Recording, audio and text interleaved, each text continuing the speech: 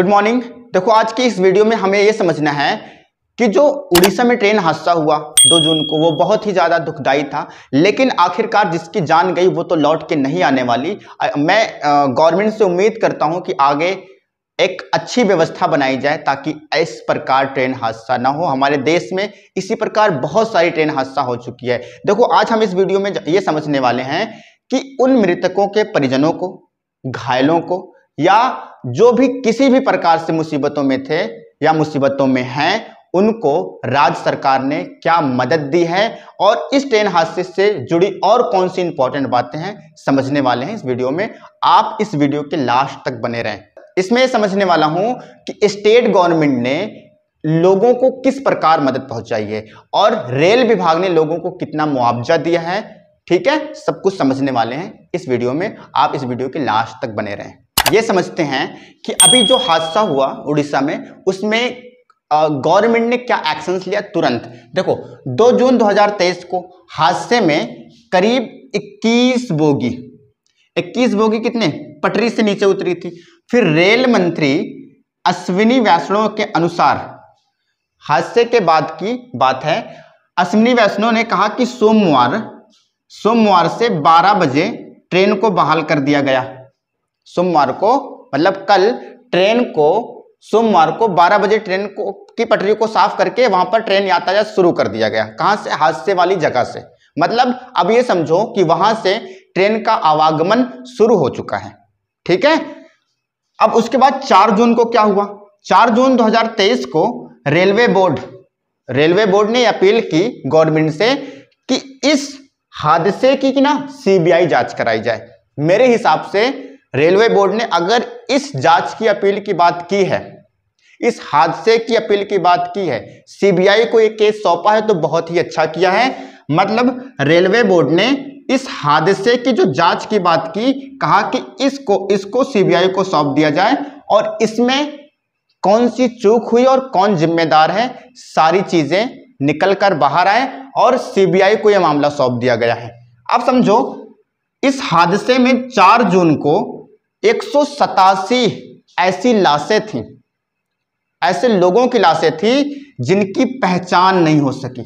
सोचो उन लोगों का ऊपर क्या बीतता होगा जिनके अपने आप वहां पे बिछड़ गए और जिनको पहचाना न जा सका, अभी तक नहीं पहचाना जा सका है। चाहे लापरवाही की वजह से हुआ हो, कैसे भी हुआ हो, लेकिन आखिर में इसका जवाबदेही सरकार को जरूर सब जवाबदेही करनी चाहिए और इस पर एक ठोस जांच करनी चाहिए। जो भी इसके जिम्मेदार हैं उनको जेल भेज देना चाहिए, जो भी इसके जिम्मेदार हैं। इसकी जांच सीबीआई को सौंपी गई है, ये बहुत ही बेहतर काम हुआ है। अब मामला सामने निकल कर आएगा। देखो 187 लाशें ऐसी थी जिनकी पहचान नहीं की जा सकी। ये नहीं पता चला कि ये किसके घर की हैं, कहां से आए हैं, कौन हैं ये, अभी तक नहीं पहचान मिल सका है, अभी तक नहीं मिल सका है। 187 लाशें ऐसी हैं। देखो बीबीसी न्यूज के अकॉर्डिंग 275 प्लस लोगों की मौत हुई है। 275 प्लस लोगों की वहां पर उस हादसे में मौत हुई। ठीक है, और 1000 लोगों से ज्यादा घायल हुए। मतलब करीब ये आंकड़ा 1200-1300 पहुंचा या अप्रॉक्स और पहुंचा हुआ हो गया। सर ये बीबीसी न्यूज के अकॉर्डिंग मैं बता रहा हूं, ये आंकड़ा जो है वो 1100-1200 पार गया है, प्लस गया है। अब देखो 1175 लोग इसमें घायल थे इस हादसे में, 1175, और 1175 को तुरंत हॉस्पिटल, जहां बालासोर या उस एरिया में जितने भी हॉस्पिटल थे, चाहे प्राइवेट हॉस्पिटल हो चाहे सरकारी हॉस्पिटल हो, सबको भर्ती कराया गया और उन 1175 घायलों में से 793 लोगों को अस्पताल से मुक्त कर दिया गया। मतलब ये इनका इलाज हो चुका है, 793 लोग अपने घर पहुंच चुके हैं। ठीक है, अब देखो, और उस हादसे में 100 लोग ऐसे थे, करीब आंकड़ा तो बीबीसी के अकॉर्डिंग 100 लोग बताया गया, लेकिन आंकड़ा बढ़ सकता है। 100 लोग ऐसे थे जिनको क्रिटिकल ऑपरेशंस की जरूरत थी, इमरजेंसी ऑपरेशंस की जरूरत थी। अगर ऑपरेशन नहीं किया गया तो उनकी जान जा सकती थी। ये रेल हादसे के अकॉर्डिंग इतनी बातें शामिल थी। अब आगे समझते हैं इसमें और कौन सी बातें शामिल हैं। अभी आगे समझते हैं हादसे के बाद, जब हादसा हो गया तो उसके बाद भारत सरकार ने तुरंत कौन सा एक्शन लिया, उस समय कौन सा तुरंत इमरजेंसी तुरंत कौन सा काम किया उन लोगों की राहत के लिए, घायल लोगों की राहत के लिए, वहां पर फंसे लोगों के लिए, जो अलग अलग स्टेशनों पर लोग फंसे थे क्योंकि आवागमन तो स्टॉप हो चुका था, रेल ट्रैक बिल्कुल खराब हो चुका था, तो उन यात्रियों के लिए कौन सी व्यवस्था की गई थी। देखो हादसे के दौरान क्या हुआ था यह समझते हैं। हादसे के दौरान सभी घायल, जितने भी घायल थे, सभी घायलों को तुरंत अस्पताल पहुंचाया गया। पहला काम यह तो होना ही था, कॉमन सी बात है। देखा तो नहीं जाएगा कि ये घायल है इनको छोड़ दिया जाए। जिसको जैसे भी हो चुका, चाहे वो वहां का निवासी हो या गवर्नमेंट की टीम हो, किसी प्रकार के कोई भी लोग अगर वहां पर पड़े लोगों को तुरंत उस एरिया में मौजूद अस्पताल में पहुंचाने का कार्य कर रहे थे। आगे समझो, उसमें हादसे के दौरान फिर भारत सरकार की एनडीआरएफ की टीम, और इनकी कितनी टीम, एनडीआरएफ की 4 टीम और ओडीआरएफ की 5 टीम और फायर सर्विस की 24 टीम, कुल लगभग कुल 35 टीम शामिल थी। किसमें, बचाव में लगी थी, घायलों को अस्पताल पहुंचाती थी, वहां पर जो भी परेशान था उनको सहारा देती थी। ठीक है, इस 30-35 टीम सरकार की लगी थी, और जो वहां के निवासी थे उनको अलावा उनको छोड़ दिया जाए। ठीक है, उसके बाद जिनको जरूरत थी दवाइयों की तुरंत इमरजेंसी के लिए, ठीक है, किसी को इंजेक्शन की जरूरत थी इमरजेंसी के लिए, तो किसी का खून बह रहा था, किसी का ब्लड बह रहा था, तो उनको तुरंत जरूरत थी सहायता के लिए, तो जरूरतमंदों की दवाइयों के लिए और उनकी अदर सुविधा के लिए, ठीक है, कितने 100 मेडिकल की व्यवस्था की गई और पैरामेडिकल की व्यवस्था की गई जरूरतमंदों को तुरंत इमरजेंसी दवाइयों के लिए। उसके बाद आगे जो मृतक थे, जिनकी मौत हो चुकी थी और जो घायल थे, उनके लिए 100 एम्बुलेंस की व्यवस्था की गई थी तुरंत उसी दौरान। ये गवर्नमेंट की तरफ से तुरंत इमरजेंसी आपातकालीन सुविधा भेजी गई थी। उसके बाद आगे समझो, अलग अलग स्टेशन पर सभी जितने भी यात्री फंसे थे उनके खाने पीने की व्यवस्था सरकार ने की। ठीक है, अब ये समझो अलग अलग स्टेशनों पर मैं क्यों बात कर रहा हूं, क्योंकि वो जब ट्रैक खराब हो गया था तो वहां पर ट्रेनें आ जा नहीं पा रही थी, तो जो अलग अलग स्टेशनों पे जो लोग बैठे थे ट्रेनों का वेट कर रहे थे, इंतजार कर रहे थे, क्योंकि वहां पर ट्रैक खराब हो जाने की वजह से आवागमन तो बंद हो गया था, तो उन यात्रियों के लिए असुविधा हो गई थी। तो जो अलग अलग स्टेशनों पे लोग फंसे हुए थे उनके लिए भारत सरकार ने क्या किया, खाने पीने की व्यवस्था की। ठीक है, और जल्द से जल्द सोमवार के दिन इस मामले को रफा दफा किया गया और उस ट्रैक को फिर से चालू कर दिया गया 12 बजे, सोमवार को 12 बजे उस ट्रैक को चालू कर दिया गया। ठीक है, उससे आगे समझो, फिर 20 बसों की व्यवस्था की गई थी, क्योंकि जिनको कहीं भी जाना था, जैसे जो यात्री घायल नहीं हुए थे, जिनको चोट नहीं लगी थी, उनको तो अपने घर जाना था क्योंकि वो सहमे हुए थे, तो उनके लिए सरकार ने 20 बसों की फ्री व्यवस्था की थी कि ये बस उनको उनके घरों तक पहुंचाएगी, उनके शहरों तक, कस्बों तक, जहां भी उनको जाना था उनकी व्यवस्था की गई थी। ठीक है, उसके बाद आगे समझते हैं। अभी ये समझते हैं कि उड़ीसा में मृतकों के परिजनों को, घायलों को, जो गंभीर रूप से घायल हैं उनको भारत सरकार ने और अदर स्टेट की जो सरकार है उनको कौन सा मुआवजा और किस प्रकार मुआवजा दिया और किस प्रकार उनकी आर्थिक मदद करने की कोशिश की है। ठीक है, अभी समझो,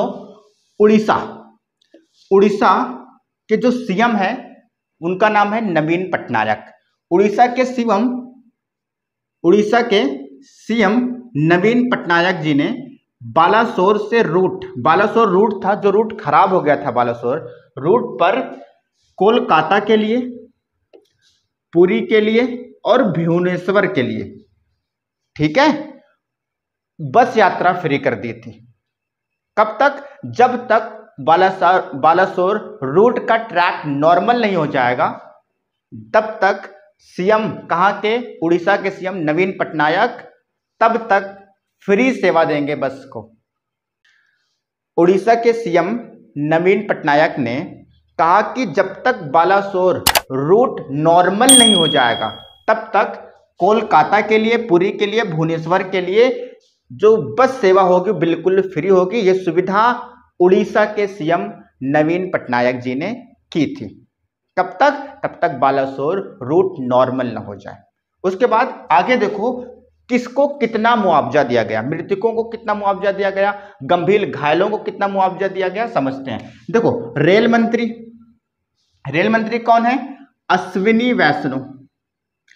अश्विनी वैष्णव ने घोषणा की, ऐलान किया कि जितने भी मृतक हैं उन मृतक के जो परिजन हैं, ठीक है, मृतकों के परिजनों को कितना 10 लाख रुपए देने की घोषणा की।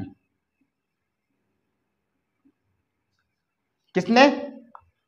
अश्विनी वैष्णव, रेल मंत्री ने। कितना?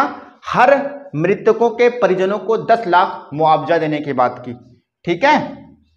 उसके बाद जो गंभीर रूप से घायल हैं, उस उड़ीसा हादसे में, बालासोर हादसे में जो गंभीर रूप से घायल हैं उनको अश्विनी वैष्णव ने, रेल मंत्री ने 2 लाख रुपए देने का वादा किया या घोषणा की, ठीक है। और जो नॉर्मल रूप से जो घायल हैं उनको रेल मंत्री अश्विनी वैष्णव ने 50,000 की आर्थिक मदद की घोषणा की है, ठीक है। अब आगे समझो कि उड़ीसा के जो सीएम हैं, उड़ीसा के सीएम नवीन पटनायक, उड़ीसा के सीएम नवीन पटनायक ने हादसे के मृतकों और गंभीर घायल लोगों को आर्थिक लाभ पहुंचाने और मुआवजा दिया, उन्होंने भी दिया है। देखो सीएम कहां के? नवीन पटनायक। नवीन पटनायक ने मृतकों के परिजनों को कितना रुपए? 5 लाख रुपए का मुआवजा दिया, नवीन पटनायक ने। उसके बाद जो गंभीर रूप से घायल हैं, उड़ीसा सरकार ने, नवीन पटनायक ने उनको 50,000 रुपए मुआवजा की घोषणा की, ठीक है। अब आगे समझो, पीएमओ के तहत प्रधानमंत्री आपदा कोष, प्रधानमंत्री आपदा कोष के तहत मृतकों के परिजनों को 2 लाख रुपए देने की घोषणा की गई। उसके बाद पीएमओ, प्रधानमंत्री आपदा कोष के तहत जितने भी गंभीर रूप से घायल हैं हादसे के, उड़ीसा हादसे में, उनको 50,000 मुआवजा देने की घोषणा किया गया, ठीक है। आगे समझो, इधर तमिलनाडु, तमिलनाडु के जो सीएम हैं एमके स्टालिन, एमके स्टालिन ने मृतकों के परिजनों को, जितने भी हादसे में जो भी मृतक हैं उनके जो परिजन हैं उनको 5 लाख रुपए का मुआवजा की बात की गई। 5 लाख रुपए मुआवजा की घोषणा किया सरकार ने, तमिलनाडु की सरकार ने, ठीक है। और आंध्र प्रदेश की सरकार, जगनमोहन रेड्डी, जगनमोहन रेड्डी ने जितने भी मृतक हैं उनके परिजनों को इन्होंने 10 लाख रुपए मुआवजा देने की घोषणा की, ठीक है। अब जो गंभीर रूप से घायल हैं, आंध्र प्रदेश की सरकार, जगनमोहन रेड्डी ने उनको 5-5 लाख रुपए देने का वादा किया और घोषणाएं की, ठीक है। और वेस्ट बंगाल की बात करूं तो वेस्ट बंगाल की जो सीएम है ममता बनर्जी, वेस्ट बंगाल की सीएम ममता बनर्जी ने जितने भी मृतक हैं उनको 5 लाख रुपए देने की घोषणा की है। और जो गंभीर रूप से घायल हैं, वेस्ट बंगाल की सीएम ममता बनर्जी ने उनको 1 लाख रुपए देने की घोषणा की। उसके बाद जो नॉर्मल रूप से घायल हैं हादसे में, उड़ीसा हादसे में, उनको ममता बनर्जी की सरकार, वेस्ट बंगाल की सरकार कितना? 25,000 रुपए की आर्थिक सहायता पहुंचाएगी, ठीक है। और नोट करने वाली क्या बात है, यहां पे नोट करना है कि बंगाल के जो लोग हैं, मतलब उड़ीसा हादसे में वेस्ट बंगाल की सरकार ने एक और अहम फैसला लिया जो किसी सरकार ने नहीं लिया, ठीक है। इन्होंने कहा कि हम उनको आर्थिक सहायता कुछ महीनों तक पहुंचाएंगे। वेस्ट बंगाल ने कहा कि इस हादसे में, उस ट्रेन के हादसे में जो बंगाल के निवासी हैं, उन वेस्ट बंगाल के जो निवासी हैं, जो परिजन हैं, देखो उनको कितने महीने तक? 3 महीने तक। उस हादसे में जो बंगाल के परिजन होंगे उनको 3 महीने तक वेस्ट बंगाल की सरकार वेस्ट बंगाल की सरकार ममता बनर्जी 3 महीने तक उनको हर महीने 2-2 हजार रुपए देंगी। ठीक है। और रोजगार योजना के तहत वेस्ट बंगाल हादसे में बंगाल के निवासियों को किस योजना के तहत, रोजगार योजना के तहत 100 दिन का रोजगार भी दिया जाएगा। इससे उनको काफी आर्थिक सहायता पहुंचेगी। ठीक है।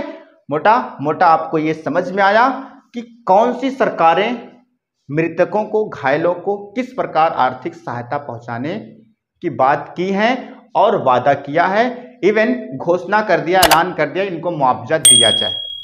ठीक है।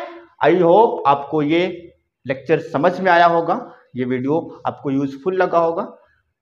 Thank you so much for the watching of this video. Bye bye, take care.